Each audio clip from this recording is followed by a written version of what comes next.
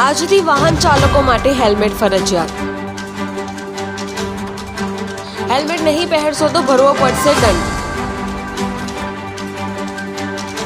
Surat police દ્વારા વાહન ચાલકોને કરવામાં આવી છે અપીલ.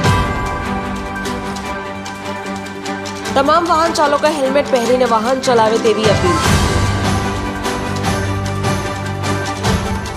સુરત પોલીસ કમિશનર દ્વારા સિવિલ હોસ્પિટલ ખાતે હેલ્મેટ વિતરણ કરવામાં આવ્યું. ટ્રાફિકના નિયમોનું પાલન નહીં કરનાર સામે કરવામાં આવશે કડક કાર્યવાહી.